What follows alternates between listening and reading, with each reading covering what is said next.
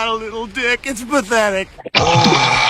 Welcome to GeekSpooge. We'll explain the 3 seashells from Demolition Man. He doesn't know how to use the 3 seashells. About 2 years ago, I scored myself a Sega Saturn.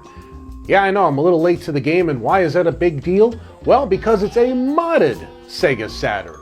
What does this mean? Well, it means that this spindle of handwritten CDs are actually Sega Saturn games that can be played on that little puppy. Yeah. There's about 60 plus games in this spindle that came right out of the box when I got the Saturn in the mail. The rest are games that I burned myself. Now that I've admitted to piracy for a console that's 30 years old and has been discontinued for 25, let's actually play one of these games. This one is a game that was only released in Japan in 1997.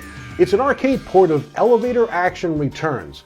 So, I've got my Sega Saturn controller in hand, I've got the game in the console, I've got my lawyer on hold. Let's play. Elevator Action Returns changes things up from the spy gathering top secret intel to a 3-person military task force fighting a group of terrorists.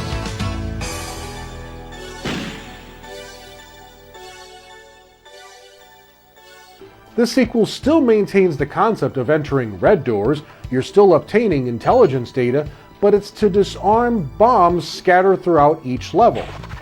You're given the choice to choose from 3 characters before the game begins. You have Cart Bradfield, who is the fastest moving amongst 3, but is not the fastest trigger in the West. Edie Barrett is. Her health isn't the highest though. Jad the Taff is probably my least favorite simply because he moves like a snail.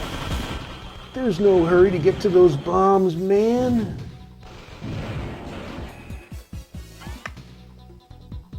Actually, what he lacks in speed he makes up for with health. All 3 characters have a health meter, and each of them can take a certain amount of hits before losing a life. And you can't exactly put more quarters into your Sega Saturn. You're given 2 lives and 3 credits. There's no adjusting the difficulty to get more. This is what you got, so don't suck as much as me. So I mentioned there are red doors to enter, but did I mention blue doors? No? Whoops. Well, entering these doors will give you random items similar to how the item boxes in Mario Kart work. You can either get sub-weapons, health refills, or bonus points. Yes, you do start with a standard pistol, but you can find things like hand grenades, assault rifles, and machine guns.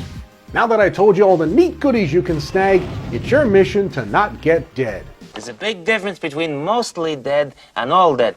This was a fun one to play, I'm not gonna lie. I've had moments of, how the hell could I have let that happen? And that was getting my sorry ass crushed by the elevator.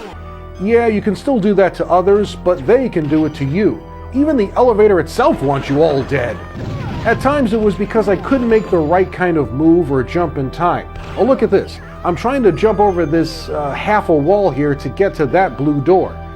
Did I need to? Not really. My main concern are the red doors. But it's the appeal of getting points and upgrading your arsenal. I give in to greed, okay? I think my favorite part of the game is the music tracks. Some of the music that I heard in each level was an absolute joy to listen to.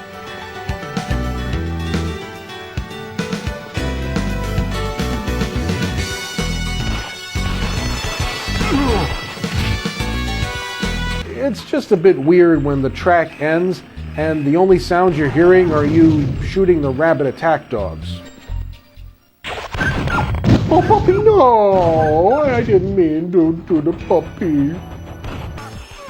Just say to yourself, it's just a game, man. It's just a game. It's a 90s pixelated shooter with funky options to increase the violence. It just means added blood on the wall. It's not a big deal. I'm sure this option was left out when they included the original arcade game on Taito Legends 2. Taito? Tato? Potato? Potato? Oh, let's call the whole thing off. I still enjoyed playing this one. Now, there aren't a lot of differences between the arcade version and the Sega Saturn port, so if you want to, you can play the Legends game that's on your Xbox and PlayStation 2. Just try jumping over the puppies. Okay?